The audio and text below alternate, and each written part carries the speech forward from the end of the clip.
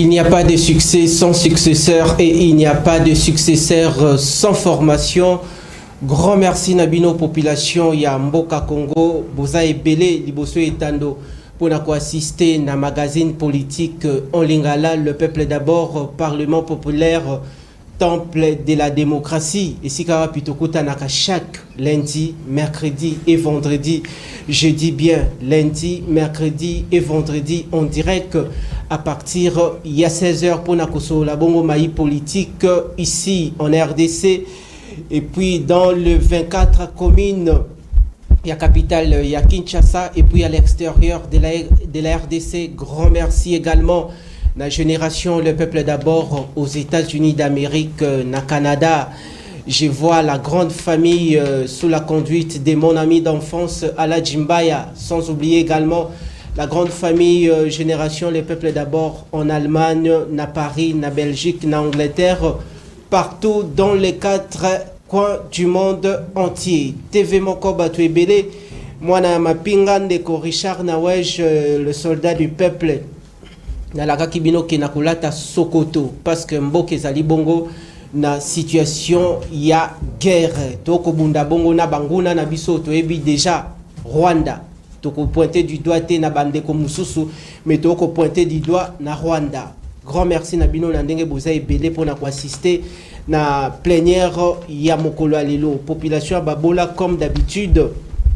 Numéro ya téléphone ezali pour na bo réagir par rapport à ma grande question politique Oyotoko discuter autour de cette plénière. Nazali déjà na ba élu du peuple, ba défenseur de la République, ba epona ko défendre ko lobeli la mboka, ko défendre ba intérêt ya population ya babola. Nazali na bango tokopesa bongo maloba epai ya mwana mboka. Tokopesa malobe pa ya mwana mboka Anissé Loleka na pesi pende konangai Loleka Oale Athénée de la Gombe, la crème intellectuelle. Ndeko Anissé Loleka azali bongo coordonnateur national du mouvement Le Pouvoir en Marche, LPM en sigle. Azali bongo membre ya Union Sacrée. Mwana mboka encore une fois. Boye malam na séance plénière à Lilo. Merci beaucoup, ndeko journaliste. Merci Nayo Mwanamboka. Merci na invitation Nayo. Puis na pesi co-débatteur na ngambote. Puis na pesi ba Congomani nyonso mbote bisika bazali. Il y a des pères et des mères. Ba bazoloka intérêt mboka lo sako bisika bozali. Puis na pesi mbote mingi pa na président Félix Antoine Tshisekedi. Oyazoluka toujours intérêt mboka. Oyazoluka toujours ko sekwisa mboka place oyo ancien régime et kundaka mboka batika kabiso na kati ya esanga. Quand je parle esanga ezola kisa île zamba insécurité et payi atika mboka na désordre bato ancien régime.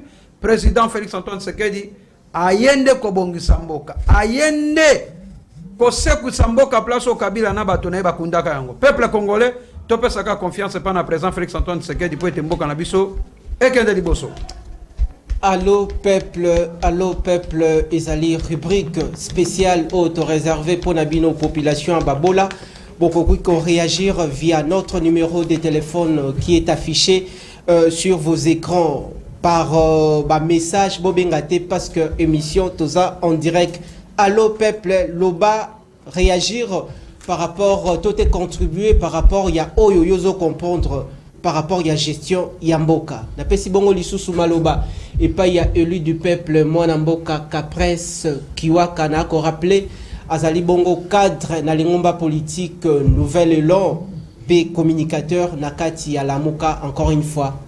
Voyez madame. Bonjour monsieur Nawej. Bonjour. Je crois que bonjour nako débatteur nangai ndeko Anissé Loleka. Bonjour. Je crois que débat na biso ko tourner tout autour ya ba idée, réflexion pour na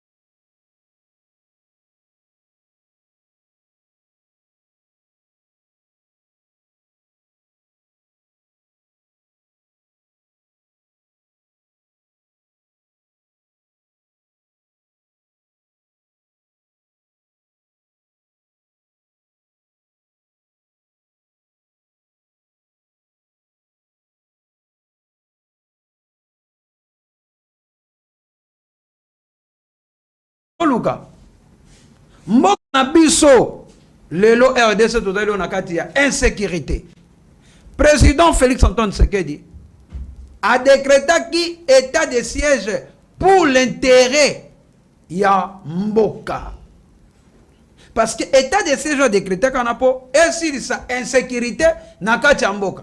État de siège oyo muzidu na Kabila na 2009 batinda kara emoti banda akende ko signer bako na 123 bako royo muzitu na 2009 na ancien président Joseph Kabila batinda kara emoti banda à l'époque azaka ministre ya coopération régionale akenda ko signer bako wana c'était le 23 mars 2009 na yebisi yo mboka na biso ba infiltrer bakotaka na ndenge nyonso wana nazolinga nakende mpona limbolela ndenge nini le peuple d'abord ndenge président Félix aye ko sauver mboka après wana bakel lisusu ko signer bako le 12 mai 2012 banani bakay bako signer bako ministre ya défense na biso Raymond Chibanda non ministre ya défense était OK ministre de la défense na 2012 na gouvernement Kabila akendaka na Rwanda koke na Rwanda akenda kosola na moninga na ye ministre de défense ya kuna basinyaka bako ni ezaki ya 123 basinyaka ezaki ni que le Rwandais bakota na vie politique ya ba Congolais omoni nde basinya bako o bakenda kosinya bako ya koteka mboka sans le savoir. Sans le savoir, il faut que eloko. Ndo mona kalelo ba Rwandais bazali na ba institution na biso likolo ba ko wana ya 123. Obasanjo apekisa ka remoti banda na 2009. Yazaki Obasanjo zaki témoin ya communauté internationale. Remoti banda yo kakate oza journaliste lukaye makambo na zo biso ndeko ya nouvelle la ya muzito ayebi makambo muzito zaki premier ministre na tango ya Kabila bateka kamboka. Nazo ningana kata. Nazo kende zela autour de le peuple d'abord nazo kende apa wana boye ba bien peuple congolais article 217 ya constitution botanga yango bomona ke mboka na biso ancien régime préparaka eteka mboka oyo article 217 ya constitution na ke musikate batu ba na ndako bakotanga ngo balobi un abandon partiel de la souveraineté. Biso sikoto tika mboka na biso ke pa Rwanda jamais. Ndozo mona président Félix Antoine Tshisekedi azolinga sauver mboka le peuple d'abord. Tadi epa na ende mboka na ye. Il faut sauver na mboka na ye. Mboka ba kotia biso ba infiltrer. Au moins président Félix a ke plus loin pona kosisa ba infiltrer na kata mboka oyo asaki discours. Oya salaka na mwa uti koleka qui s'adresse à la nation, je fais l'appel aux jeunes congolais bakende ko s'enrôler na armée. Au moins na kitona awa. Combien de jeunes bakende ko s'enrôler na armée? Ça nazo kata. Merci honorable. Non, c'est là nazo kata. C'est là. Merci. Yoka nazo kata non. Nazo kata président kende na kitona. Kota la ba jeunes ba s'enrôler na armée bazali plus de 2200 jeunes. O bakende ko s'enrôler na armée. Pourtant o bakende ko s'enrôler na armée pour infiltration ezala soutien na niveau ya armée na niveau la police parce que Kabila ne mutakoti so ba infiltrer na niveau armée ça c'est connu. Merci. Ya mo na peuple congolais ba beloko na kati 2 secondes ba pesa confiance na président Félix aye ko sauver mboka boye ba place mboke wuti na place to komi pe place to kende to soutenir toujours président Félix Antoine Tshisekedi parce que azali moto azolinga ke mboke zonga na nzela muzitu na Kabila babomaka mboko yango na peuple congolais to pesa confiance na président Félix Antoine Tshisekedi po azosekusa mboka bakotisaki bamisisa bisika mabe azolinga bimisa mboka na libulu ya mabe tosunga ye toza na nsima na ye po ete mboka na biso ekende liboso. Merci Nabino, population Yababola, Bouti Bongo Kolanda, le défenseur du peuple, élu du peuple, Mwanamboka Anissé, Loleka, Oyo Aouti Bongo ko répondre déjà à Betty Massasi et Belé à bout portant pendant qu'il y a déjà Makambo Tolengeli na Mokolalelo a touché. Donc il y a beaucoup plus appelé ça fondement des bases il y a concept, il y a le peuple d'abord. Topesi bongo maloba et pas il y a élu du peuple moi nambo ka presse qui waka on a encore rappelé cadre na lingomba politique nouvelle long.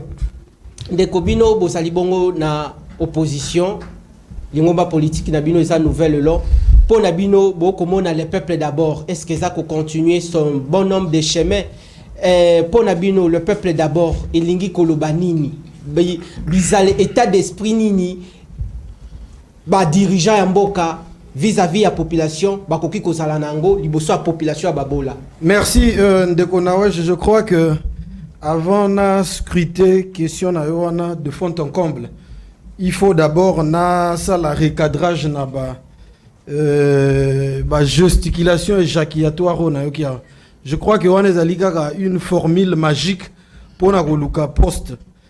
Tant que ça ba cogitation il faut réfléchir à question aux ezali justement autour de valeurs intrinsèques qui vont nous permettre de faire sortir notre république na poussière haute aux ali nangolelo. Ndeko lobi makambo ya ba signature ya ba accord tout ça. Débat on ezali débat moko ezali suranné. Lelo soto ça débat il faut orienter débat nabiso vers la République. Les questions qui touchent sensiblement la République. Alobi mambo moko très important. Mais na ko eden de konangai. Ndeko olobi mambo constitution mais je te renvoie à l'article 91 de la Constitution qui stipule que la défense, la sécurité, les affaires étrangères, ce sont des domaines de la collaboration entre les présidents de la République et le gouvernement. Maintenant, la question. Qui préside le Conseil des ministres? C'est le président de la République. Le Conseil des ministres est ali organe. Oyo bagenda ko discuter pour n'aba lever ba option.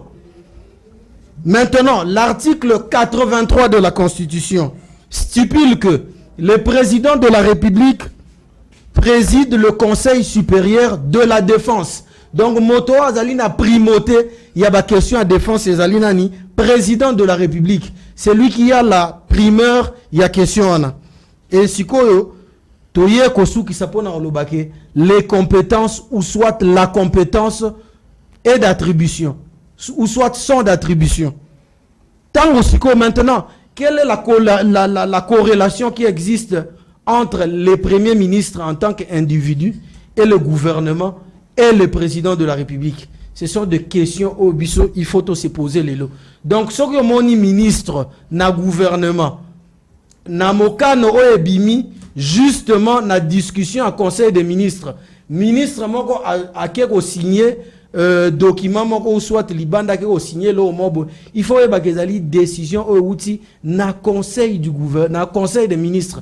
Alors qui a la primeur, qui a le contrôle? Il y a conseil des ministres zabongo président de la République, parce que la question on a autant notamment il y a conseil supérieur de la défense et Zali Bongo sous le joug il y a président de la République. Et article 91 je crois Ezali profond. Je suis très abasourdi parce qu'Ndeko a répondu à la question qui était le peuple d'abord. Le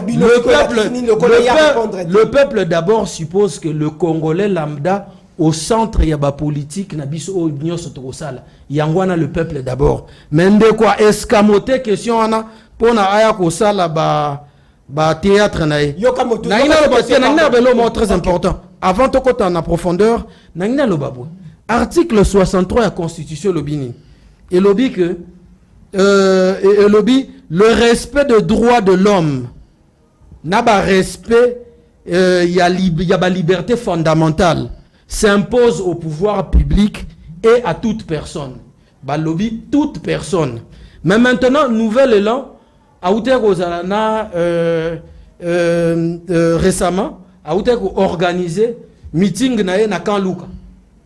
Subitement, à mon meeting est interdit parce que le président de la République s'adressait au Parlement. Maintenant, la question qui se pose, Bazali ba démocrate ou soit Bazali ba dictateur. Allons d'abord, ce qui veut dire que bato bako ko sala meeting c'est que ba wenze et ko côté kate école et ko sate parce qu'un président de la République s'adresse au Parlement. Maintenant, la question qui se pose ici, en quoi est-ce que son adresse au Parlement concernait le nouvel élan qui avait son meeting avec le peuple congolais, qui en avait besoin? Merci Nayo. Donc, merci. Ezali attitude moko ezali dictatoriale. Merci Nayo. Oyo lelo biso toko permettre yango te, toko bundisa yango, toko réprimander yango parce que la Constitution nous donne ses droits. Merci Nayo Mwanamboka Bokolanda. Le peuple d'abord sur l'ensemble du territoire national na 24 communes. Bobimisi Betando pona koyeba bongo vérité Yamboka, parce que nous abordons le volet social pendant la gouvernance du chef de l'État Félix Antoine Tshisekedi Tshilombo. Richard Machita, si je parle le même langage Nayo, la kisa population ezalaki bongo au discours Yatata Mokonzi Ekolo Félix Antoine Tshisekedi Tshilombo devant les deux chambres du Parlement réunies en congrès au Ezalaki Bongo le week-end dernier, et puis tozonga to banda kokota to pindola to eba vérité ya communication à Tata Mokonzi Ekolo tolandi.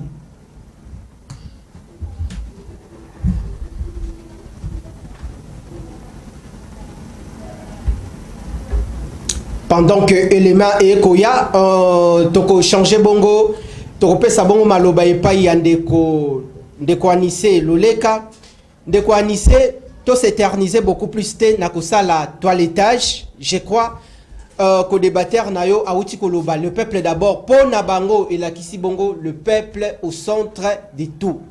Mais nalingo répondre ngai au centre de nos politiques. Au centre de nos politiques. Nalingo répondre ngai na 30 secondes. Est-ce que ndenge Tata Mokonzi Ekolo a kokamamboka?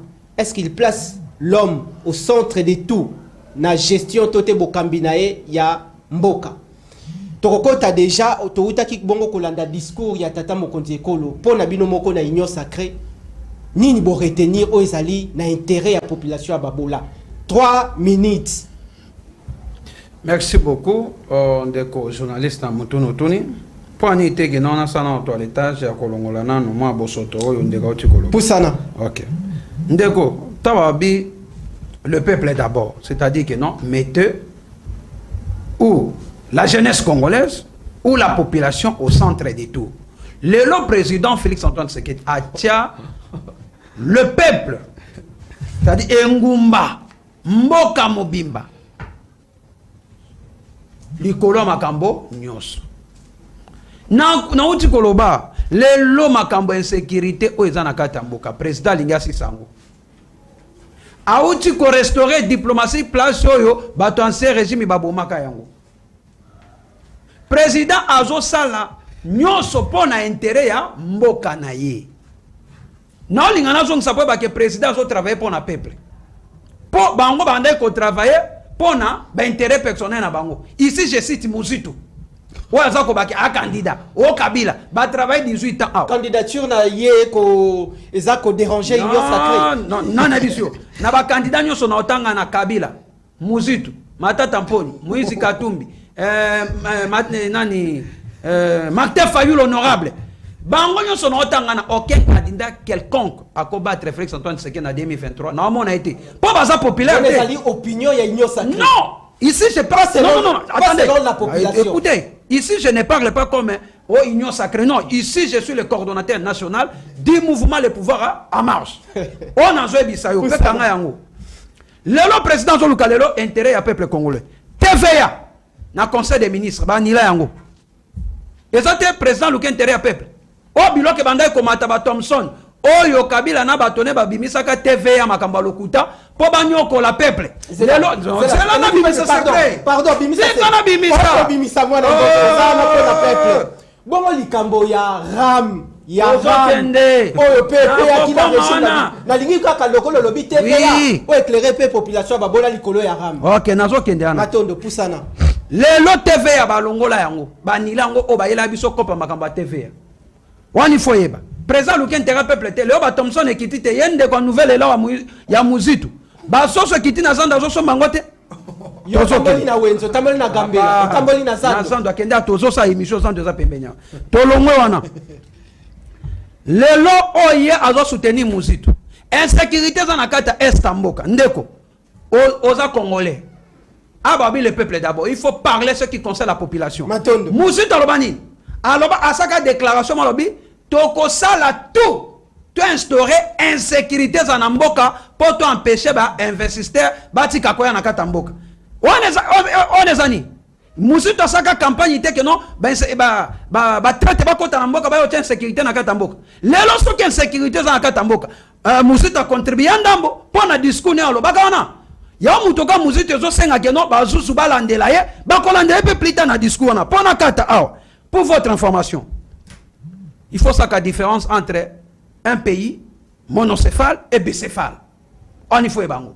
RDC, Tozana président et Tozana chef du gouvernement. Ce n'est pas le président de la République qui gouverne, mais c'est plutôt le chef du gouvernement qui gouverne. Il faut que quand tu parles, il faut savoir la différence. C'est le chef du gouvernement qui gouverne. Mais beaucoup de descentes sur le terrain, tout le monde a visibilité. Il y a le chef de l'État qui est le Premier ministre, parce que c'est le chef de l'exécutif national qui gouverne. Mais selon la vision du président de la République, n'est-ce pas? Après cette vision, et gouvernement et martelé vision président de la République. Ce qui est non, et l'okomoko que non, babaki, président que non, vision n'a pas na bon saba école, na tonga ba hôpitaux. Ce qui est gouvernement saliang, il faut président qui est à ses places. Attends ce qui est réellement vraiment que non, ba école, ba hôpitaux, ba nzele tongami. Ce n'est pas interdit à la constitution. Likambo Aram. Non, Likambo Aram. Otunenga Likambo Aram. Pour ce qu'on a dit ça. Banano basignaka arrêté Aram. C'était qui? C'était ministre Ilunga Ilunkamba. Azaki Moutane, Moutou a perdu. Et bien, c'est une application. Non, c'était déjà appliqué dans le gouvernement Ilunga Ilunkamba Ekoti. Ilunga Ilunkamba Moutatsignaka Makambara. Binona Bango Banan Bakoti Simisolo Mingi. Non, écoutez, qui était majoritaire au Parlement et au gouvernement? C'était FCC. Le président de la République est donc garant de la nation. Anila Makambaram. Est-ce que sous Ram après avoir qu'on soit mis solo ya peuple. Non, après avoir qu'on soit non. Tu connais bien ça. Les Kambaram sont battus. Les bandits qui ont mis solo Ram. Les bandits qui ont au moins na mboka nyoso. Kofuta impôt, c'est une obligation. Ngayo na bandé kofuta ba impôt Makambaram, c'était une obligation. Vous défendez l'indéfendable. Non. Écoutez. Et bon TV les amis. Écoutez. On peut ça aux Maloba moi. Pour ça. Ici je parle. Tango autobisa Makamba TV. TV ezalaki. Pendant ce qui 10 ans à Kabila, président est annulé yango. Makambo Ram, président est Mokaseni, annulé yango. Pour ezalaki mabe. Ozomona, ezalaki mabe. Balandela ki ministre nani ya Peter Ntiki onani. Ndeko kibasa non? Balandela ki tatu kwa kolandela kibasa. Tiba ko combat que mutasinyaka retane zakina. Ilunga Ilunkamba. Président de la République ya ngwana moni akende ko annulé. Makambo Ram abuo bia. Ya ngwana pona ko bisayo likamuna ina suki sawa. Il faut qu'il y ait président de la République. Ayende Kobongisamboka. Merci. Ayende Koluka intérêt à peuple, contrairement à l'ancien régime. Le président de la République. Pour y avoir intérêt à peuple. Avant d'aganda koni. Merci. Nanda ko 3 chambres salon. Merci. Contrairement à Bakabila na ba Muzitu, o baki koluka intérêt na bango. Merci. Yangwana peuple congolais boy baki président de la République. Azoluka intérêt ya peuple congolais. Merci. Bon de la makamnyo so sal. Azoluka intérêt à la République démocratique du Congo. Il faut te soutenir tout ça simanaye. Pas Azoluka ni intérêt famille Tshisekedi, ni intérêt famille ya Chilombo, mais Azoluka intérêt à la République démocratique du Congo. To soutenir peut to ça simanaye pour un Congo nouveau. Merci Nayo Mwanamboka, soldat du peuple Ndeko Anissé Loleka. Donc on poursuivre séance plénière et Zalibongo ambiance. Lors de son discours à la nation congolaise, Tata Mokonzeko la Lobiboy. Je suis donc heureux et confiant d'affirmer ce que l'année 2023 sera essentiellement électorale. Alobi Lisusu, le respect des cycles électoraux demeure une exigence. Wanana Malobanae, il y a week-end dernier, Bao Balanda Kite Boyoka. Il a également rappelé que le processus de la révision du fichier électoral démarre bien ce 24 décembre. Il y a année Oyo. alobi lisusu mboka nde mutu ekofinancer processus na misolo ya Congo et non na misolo ya bapaya. Ezali bongo makambo ya malamu. Topesi bongo malobe pa ya ndeko Kapres Kiwaka. Ndeko Kapres. Ya tur nini bino na opposition bosali par rapport ya discours ya Tata Mokonzi Ekolo. Est-ce que c'est un discours qui inspire confiance, c'est un discours qui tient debout vis-à-vis de la population? Merci bien, mais avant d'avancer, j'aimerais bien faire le rétropédalage. Nogi ndeko anise lo leka ndeko poste ekoya jalelo européen sa poste été. Il faut faire les analyses comme il se doit. Tant on ndeko azoloba mambo a diplomatie non ndeko. La diplomatie n'est pas égale au voyage farfelu, ba voyage moko inutile, improductif. Oezo botate atambu mamoko ya malamu na république, sauf que ezali nde saignement ya trésor public, parce que ba voyage wana ezali bongo kopese vis-à-vis na trésor public. Ndeko alobi mambo ebele, alobi muzito, mais malheureusement il est resté creux et vide. Il n'a rien dit de bon. Aïe, au salon des spectacles, il y a Rokumi Saka Ndeko Tshisekedi. Non, ça c'est propre au Wenge. Ça c'est la wengetisation. Ah ouais, Zali Bongo Makambu, il y a réflexion pour la République. Ndeko Alobi Mambo Bele Nayoki. Tant Alobi Mambo a suppression, il y a TVA. Mais quand est-ce qu'on peut supprimer les TVA? Yo Lobi va supprimer, oui. Mais ici, on t'a posé la question essentiellement sur le RAM. Bongo, dossier moko très juté. On a ponctionné le Congolais, bambong, on a gâté ba téléphone. Yomoko utiolo ba awa. Oh non, tokumi si chef de l'État parce que ba supprimé. Mais on a supprimé. Quelle est maintenant la sanction qu'on a infligée na bande ya bato ba orchestra qui ramouana? Ba ponctionné qui biso bambong on a ba téléphone. Ba si ba zong sel biso. Monsieur, mais il faut pas venir blaguer avec les Congolais. Ba otala yo.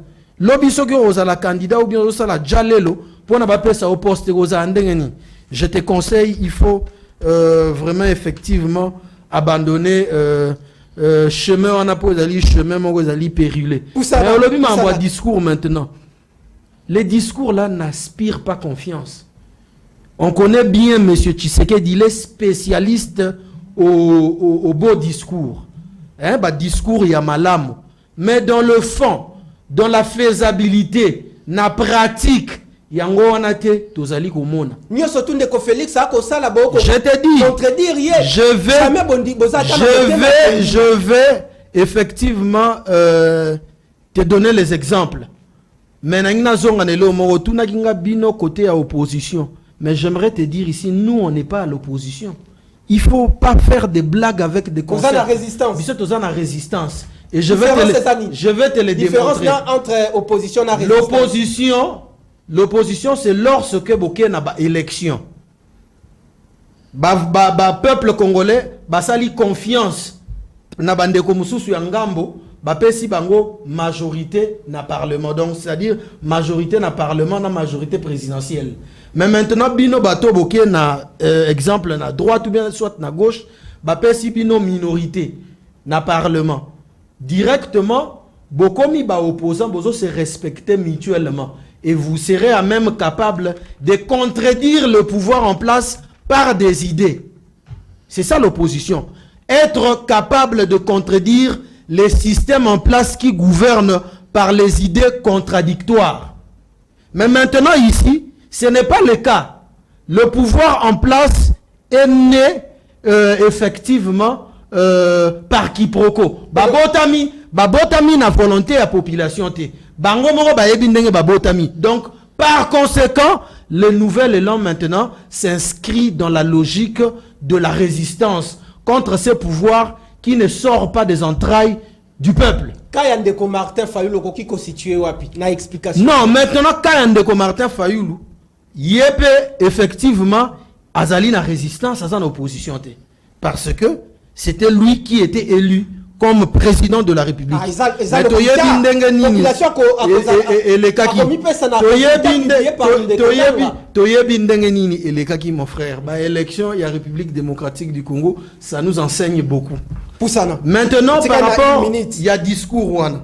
Discours wana dali discours moko ezali ko aspirer confiance te parce que toyebi que bango bazali bato ba mesana ko pesa ba discours mais dans la faisabilité dans la pratique tout le monde a makambo susu tango ndeko Félix azolo ba makambu ya élection il faut en 2023. Oui effectivement les élections ba cycle il y a élection doivent avoir lieu effectivement en 2023 mais dans les délais prescrits par la Constitution. Dans les délais prescrits par la Constitution. Donc, pour nous, le nouvel élan, que le pouvoir, ou soit le système, le pouvoir finissant de M. Félix Tshisekedi, qui est un président sortant, organisation à l'élection pour Nabiso, ezali kadoté. Ezali bongo cycle normal. Il faut un avis normal d'un État organiser les élections dans les délais prescrits par la Constitution. Merci. Donc, ezali kadoté o yazo pesa biso o biso tokoloba ke discours nae ça nous enchante ou pas. Non. Merci. Merci. Nous restons aux acqueux Tozo Zélandais organisation il y a ba élection dans les délais prescrits par la Constitution. Discours nae wana salaki ezali bongo propre à la consommation de ces fanatiques. Merci Nayo Mwana Mboka Motuna Yasuka par rapport il y a sujet oyo lié à l'organisation, il y a des discours, il y a Tata Mokonzi Ekolo Félix Antoine Tshisekedi Chilombo. Topesi bongo malobe pa yandeko Anissé Loleka, ndeko Anissé. Tata Mokonzi auta kibongo ko s'exprimer lelo mutu na mutu aza déjà ko milengele pona maponomi na 2023. Mais à l'allure où vont les choses, ce qui na 2023 to komi bandeko ya opposition, ba sangani, bandeko ya résistance na opposition ba sangani. Ndeko Martin Fayulu, ndeko Joseph Kabila Kabongi, ndeko Matata Ponyo, ndeko Moïse Katumbi, babimisi candidat moko. Est-ce que ndeko Félix Antoine Tshisekedi Chilombo a faire face devant les poids lourds wana ya opposition PA résistance? Kobenga ba wana ba poids lourd te poids lourd ba se ba bazana ba poids lourd. Baza ba poids lourd te. Nana ebisu. Est-ce que non nana ebisu nan? Population ebele ya Congo za simana bango. Ah tika na ebisu. Tolongoli no Kabila azaki na ancien premier ancien président de la République. Parce que Azaki déjà élu, n'a pas pu voter que mettre Ebindeni, Basalaga, pour Kabila comme président de la République. Mais Tikana Yanula non deko, prenons zonga mutuna non. N'a quoi qu'on zonga quand Likambo n'a pas qui font la cité que président de la République au travail pour un peuple congolais, pour un intérêt en boca. Ndeko, Natangwa Kabila ngai Anissé na banda osomba billet au Kembandaka $190. Mais lelo natangwa Félix Antoine Tshisekedi président de la République. Na sombi biya ko kende mbandaka $96. So tietembe kende ko somba na Congo Airways. Biya mbandaka kita lokola prix ya Ibora. Bongo passeport eza ko. So kende za na zotanga sa komino. C'est là. $96 ko somba biya avion ko kembandaka. Natanga Kabila zaki 190. Président zolu kentera peuple te. Elo ko natanga libino. Transport ya ba étudiant. Est-ce que natangwa Kabila transport académie ya ba étudiant ezalaka te? Le président de la République na vision na ye batie 120 bis pour na ba étudiant. Est-ce que Yoko Tambolo komona yango réellement? Et il y a hier, le moment que je te dis c'était hier. Récitation. Non, ba peuple ba Hollanda bis. Ba étudiant ba kotala osala kana bango. C'est là. Et là qu'on a zoloba. Lobby ba transport ya ba étudiant mukoleleka ki lobby mukole yenga. Lobby ba transport academia et yaki na Kinshasa 120 bis. C'est-à-dire que semaine déjà ezotambola. Président Zoluka intérêt ya peuple congolais. Tolongona. Natango ya Kabila. Na matata mponyo. Basombaka 500 bis ya Transco. Ezata bis moko na mbandaka batindaka jamais. Mais président Félix Antoine Tshisekedi a tindeli biso 5 bis na ville mbandaka. Atindi 5 bis kana ville mbandaka te na Bwende, na Kananga, na Mbujimai azokabola 5 na ba chef lenyo so ya ba province. Ozo batambola nango passa na Kinshasa. Peuple na tangi province nanga Équateur na ville ambandaka 5 bis ya Transco et koma kuna ezotambola pendant une année yango ezokende na ba itinéraire lokola Lomata Ekunde Sekri Wenzi Basoko Bikoro président zoluki intérêt peuple il y a intérêt peuple congolais précisément na province nanga Équateur président asali makambo minene tozokende na sukisa passeport otuninga passeport zaki na tango Kabila zaki $300. Les lois ils ont $99. Bon, c'est Vanda on a parlé. Non, c'est là. Nazo énuméré pendant comment non, mutuna musotuna kiona. Nazo énuméré. Ils ont $99. Ils ont pour intérêt peuple congolais. Natango Kabila, IGF et Koufaka ezaki en virgule T. Le lo président cha IGF en virgule ça musala. Azolu intérêt ni. Ya peuple congolais té. Ozomona. Siko pona bisao. Pona 2023. Mon cher. Avant retour dans 2023, on a un passeport. Ok. Aux alibosois des millions de personnes, population, qui n'ont les lois. Et ça, on a battu depuis tant qui n'ont les lois. À Kolo, Tandengani, Nakomelati. Parce que yo kozamo lobby la population. Est-ce que réellement, aux oliviers bisama population, sincèrement, est-ce que les lois sont qui moutoisent à $99? À quel cas passeport, à cause de $99? Tout est bafoué, monsieur, ce qu'on bakisama tokomi, na 150, 180. N'est qu'à éclairer. Na ebisio. Passeport, ils ont $99. Tout ça, l'angana yo exercice semaine prochaine. Autour de la question. Ils ont $99. Ok. N'est-ce pas? Soit babi que nos frais techniques qui n'ont pas qu'un photo, par exemple, comme il a $102. Mais prix officiel, il y a passeport ezali $99. Sortez tembe kende koluka. Allo peuple population a se manifesta qui a lobby ndeko na wesh moi na mapinga.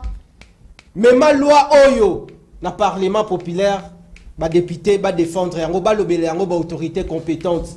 Pourquoi l'état congolais a la kibiso peuple que passeport to trouver yango na $99? Mais ce qui toke koluka passeport donc au combat na bazunguluke belé na $150. Yango yoza molobeli ya population nini yo ko koloba par rapport ya dikambo yo.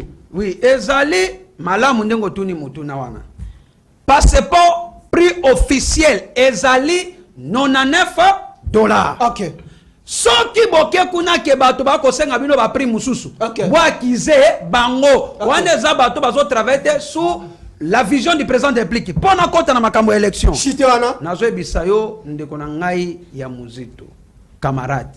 Le président de la République a respecté constitution, le quoi testament, le quoi Bible ya mboka na biso. Na nele chef de l'état ba population ba bola lobia kapona lisusu tika na loba. Ba biseni eza ye cour constitutionnel eza ye parlement ko tukolobate. Merci beaucoup. Na koloba. Oza na 2 minutes. OK. Ba élection et kozala organisée en 2023. Moutako Sabinote. Et peuple congolais. Boye ba place au pesinga 2 minutes. Na mono tomboli marto te. Zifuna loba 2 minutes koka. Pusana. Ba élection kozana 2023 peuple congolais Moutako Sabino te. Peuple congolais uto tuna makambo ya seni. Seni ndeko Denis Kadima. Est-ce que yende Moutako misaka président de la République? Jamais. Moutako misaka président de la République na kata mboka ezali peuple. Yango nozomo na population ya République démocratique du Congo, balobi bazali prêt. Ozako se contredire. Là. Boakiza Kabila awa. Ndeko. Abe Apollinaire Maluma Loupé. Est-ce que tu peux me laisser parler? Tu peux me laisser parler? Tu peux me laisser parler? Pusana. OK. Ndeko Denis Kadima, yazali président Seni. Ya komisaka président de la République te. Mouto komisaka président de la République ezali population a voté ndebake ko pesa résultat pana ndeko ya Seni publié. Pona ko ebisa que non président de la République population nanga Équateur pe population République démocratique du Congo ya ba village nanga lokola Bamanya Lolifa Bokatola Mpenjele bongonde drapeau balobi baza prêt. Yoka nazo cité baza prêt token d'une élection pour te reconduire président Félix Antoine Tshisekedi pour azokuka intérêt ya peuple congolais pour na likambuto tu nanga ya cour constitutionnelle pour na koebisa justice ezali indépendante pour na koebisa justice et cour constitutionnelle kataka likambo ndenge nini soki seni eyeli ba résultat yango yo sikoyo Comme ça, c'est quoi qu'on investit mokonzi Yamboka. Merci. On a quoi ça cour constitutionnel. Avotaka président de la République. Merci. Seni avotaka te. Merci. Avotaka eza peuple. Yamona pona quoi biso. Okatanga maloba. Pona quoi biso que non. 2023 peuple congolais. Ben élection zali. Et kobanda le 20 décembre 2023. Biso nyoso na ba urne. Tant que voter. Candidat biso zakaka. Président Félix Antoine Tshisekedi. Merci Nayo Mwana Mboka TV Moko Batwe Bele. Boko talabiso na Mombasa, boko talabiso na Lualaba. Wane ezali esika na ngai na pesi ndeko Fifi Masuka mbote na musala kosala pona intérêt ya population pe ba gouverneur nyonso tu ya République démocratique du Congo. To pesi bongo maloba epai ya bandeko basali bongo na résistance. Aboyi baloba ete basali bongo na opposition. Lelo est-ce que bino bandeko ya opposition na bandeko ya résistance, est-ce que communication ezali entre bino par rapport ya carte oyo esengeli kobeta ya shita sima pona bo dribbler ndeko Félix Antoine Tshisekedi Tshilombo, c'est-à-dire kolonga na maponomi na 2023? Est-ce que bokoki kosangana te ba ko benga bino bandeko mususu bozali ba poids mouche? Pourquoi boko kende maponomi ya 2023 la candidature commune? Merci Ndeko Nawaj. Moi je crois qu'il faut faire la part des choses et être sincère. Dans le monde entier, l'opposition a toujours été plurielle. La résistance, l'opposition, ça dépend du concept que Obino Bozo utilisé.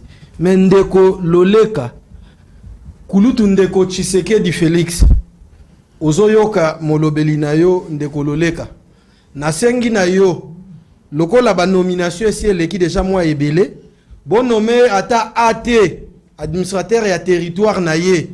Pour na atika kwa kose la biso ba gesticulation awa tango peuple azali na besoin ayoka ba analyse oyo et ko permettre le lombo kanabiso ebima na poussière oyo yokulutu na biso ndeko Félix Tshisekedi omemi.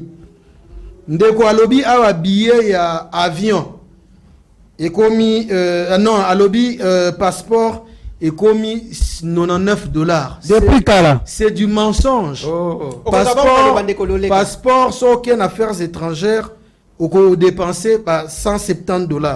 Donc oyazo lobawana ezali bongo le coûta justement pour na bayoka yeba chaeka. Mais na sengi ndeko Félix Tshisekedi na ba service je pense bozolanda bon nommé ndeko Loleka mbangu soki ba nommer zape mabete yango na nazoloba na eko sengela ye ba nommer mbangu ate à territoire na ye pona ye azali ko partager bongo ba conviction fausse ya ndeko Félix Tshisekedi.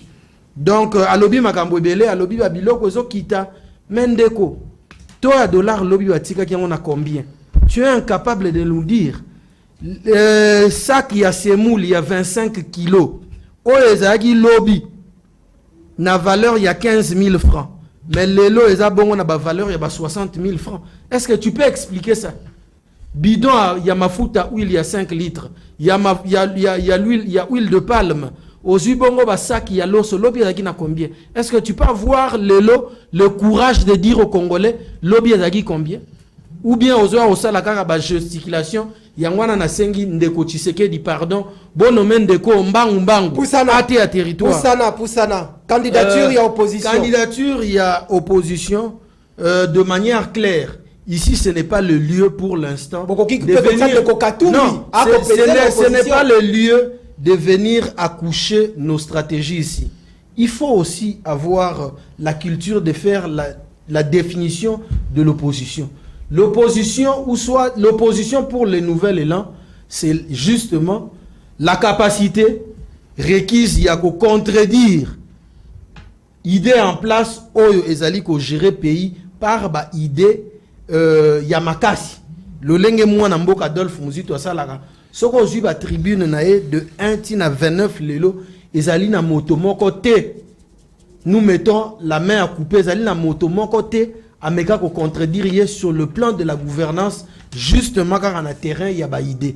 Mendeko azoloba makambo ya yoloba alobi ke ndeko Muzito aloba ke tokocha instabilité. Non, monsieur Muzito ne s'adressait pas aux aux incirconcis, il s'est adressé aux initiés. Nous allons organiser des manifestations et des marches pour déstabiliser le pouvoir en place. Mais ce sont des bonnes guerres. Tango papa Tshisekedi, alobara que bokendo kanga Kabila, bokangelanga mwana wana boligote, boyelanga ye, ezalaki po abenga ba investisseur. Tango papa Tshisekedi amandaki organiser ba ville morte. Ezalaki po azaki kolinga pouvoir, to ezalaki po abenga ba investisseur. Ezalaki justement ba méthode politique pour na ko déstabiliser pouvoir, et ce sont des bonnes guerres. Tango de Komuzito abi, nous allons organiser des manifestations et des marches justement pour déstabiliser le pouvoir en place. Ce sont des bonnes guerres. Il ne s'adressait pas aux incirconcis comme toi. Il s'adressait aux initiés. Donc, lelo, tozali komona lelo mboka ndenge zali kokende. Congolais mon côté, lambda ou azali soucié et en quête, il y a changement dans la République démocratique du Congo. À quoi qu'on peut s'allier sous une minute na Ndeko Félix Tshisekedi azali président sortant. Na pouvoir na fini ça. Pourquoi? Parce que la politique nae oye amemi mboka banda bandaki kino lelo tozo kende na fin ya mandat nae ezali ba politique moko ezali inadéquate. Merci. Ezali ba politique oyo ememi de plus en plus les pays Merci. Dans le bourbier. Merci. Donc aujourd'hui, le nouvel élan c'est un parti politique qui a changement à paradigme. Il faut ramener le Congolais lambda va voter offre politique. Merci. Va voter idée. Merci, va voter programme de gouvernance. Oyo ko permettre lelo ba Congolais ba bimana pasi oyo. Et non, koya koyebisa biso ba Congolais ba kende ko voter vision. Ba kende ko voter vision. Ba kende ko voter vision. Mais la vision en question bato oyo ba ko sala vulgarisation ya kolobake ba Congolais va voter vision ana bango moko bazarana ba incapacité ya koyebisa biso vision en clair ezali nini. Merci nayo mwana mboka TV moko batu ebele bolingi le peuple d'abord mingi bolingi Kinactu télévision mingi émission ezako accompagner bino cadre d'expression libre pour discuter autour de grandes questions politiques ici en RDC. Donc les kanisikoyo na virage ya suka esika sikoyo ba chapitre ya kindoki ekobima na pesi bongo maloba na zongsi malobe pa ya mwana mboka Anissé Loleka ndeko Anissé na tikeli yo bongo 4 minutes obimisa ba vérité ya suka lelo yo population ya babola a ko zela maponomina 2023 mais mboka aussi eza confronté na situation sécuritaire dans la partie est du pays, l'insécurité persistante. Est-ce que ce qui est comme en 2023, résultat malongé zate pona retour il y a paix dans 3 zones de défense, il y a 2 provinces de la partie est du pays. Est-ce que Sengeli ko continuer na ko bunda toujours paix à la bongo rétabli, tout est Sengeli ko annuler bongo élection. Maloba beta biloko. Merci beaucoup. Naina ebisa ndeko na ngai ya Muzitu kobuka lokuta te. Muzitu akoki lelo kosenga marche bakopi melaite, c'est un droit constitutionnel. Nga nazolobela biloko wana te. Mais place nga nazolobela ezani Muzitu ye moko alobaka boye. Bakosala tout po ba instaurer insécurité na est pour na ba investisseur batika koya na mboka. Muzitu avait dit ça. On a kuwanga na ngote peuple ba yebi makambo Muzitu alobaki non ba kosala tout insécurité na est na mboka pour ba investisseur batika koya. Ça c'est un. Likambo to loba ya to. Tika sikona selo analyse oye bango bien. Kabila tango akei atika ka dollar na $100 tu ando changer na combien? $160 000 francs congolais. C'est-à-dire que $10 ezaki na valeur il y a 16 000 francs. Pour votre information. Dollar est quoi comme na 20 ndenge nini? Et quoi comme na 20 na majorité oyo FCC bazalaki nango. Bazalaki na majorité na parlement pe na gouvernement. Bazalaki na souci te ba aider mboka kekende liboso bango bazalaki ko combattre président de la République parce que FCC bazalaki na majorité na parlement na ba gouverneur na gouvernement na ba territoire bazalaki na majorité partout. Pour votre information. Et les lots tango dollar est en 20. Tango FCC balongwe batiki dollar en 20. Gouvernement autoza nangoza ya union sacrée. Ensemble à Moïse, bazo travailler contre vision président de la République pour président échoué pour na 2023 biso pepe Kindeko Moïse amoni ke maye ko tambola te soki a lobby bino boko mona mabe non ako sunga tata mo konzi ko lo pendant que ba parti mususu la ni ko pa 4 minutes yo na ngina biso nakate union sacré plutôt bando combattre vision tata mokonzi mboka po makambo présent aosa na mboka keke ndeliboso te mais biso peuple to ko comprendre que nos présidents zo lukande intérêt à peuple congolais yango ne tozana sima ya président Félix Antoine Tshisekedi et pour na ko ebisa yo opposition bazali na candidat te ya solo na zo ebisa yo Fayulu Muzitu Kabila Matata Mponi bazali ba candidat crédible te o ba combattre Félix Antoine Tshisekedi na 2023 les candidats crédibles candidat crédible na 2023 o combattre président Félix Antoine Tshisekedi na 2023 quand eza candidat moko obi candidat mo et Nzambe mutasali ko na se soki Nzamba kiti ko postuler te ko déposer candidature na été na mona candidat o combattre Félix Antoine Tshisekedi na 2023 azate po bango nyonso wana ba travailler mabe na kata mboka merci ya opona ko ebisa yo chité wana nazo cité ana makambo to tuna na 2018 Beni Butembo ba participer na ba élection wana ko bosa nango te mboka zaki na sécurité Beni Butembo ba participer kate élection salemaka na minute na Grand Est insécurité ça partout ça na ba territoire ozomona mais to communauté le 20 décembre 2020 et 2023 plutôt élection ko salema na 2023 pe insécurité et ko sila na kata mboka président peu importe les réalités insécurité et aussi là parce que comment Kagame azolela parce que muto bande ko faciliter Kagame ezaki ancien régime. Sous le nouveau régime à président Félix Antoine Tshisekedi, président lobby, a coquille jamais qu'au dialogue na ba 1-23. Au moins les États-Unis. Merci. États-Unis est sanctionné 1-23. Merci. Kagame a sanctionné a fondé sous communauté internationale. Merci. Dans contradiction de écoute. Il y a président Félix Azoluka intérêt à peuple congolais. Peuple congolais. Beba place to outi. Place to kende. Peuple ni président Félix Antoine Tshisekedi. Merci na yo mwana mboka. Ça est confiance. Na 2023, tu reconduit président Félix Antoine Tshisekedi pour Azoluka ni intérêt à Tshisekedi, ni intérêt à famille Chilombo, mais Azoluka intérêt à République démocratique du Congo to soutenir pour Temboka et Kendeli Bosso. Merci Nayo Elombe, Mwana Mboka, le défenseur, il y a population, il y a Babola. Virage Yasuka, Mwana Mboka, Kapres Kiwaka. Lelo yo bandeko, Basela Bongo.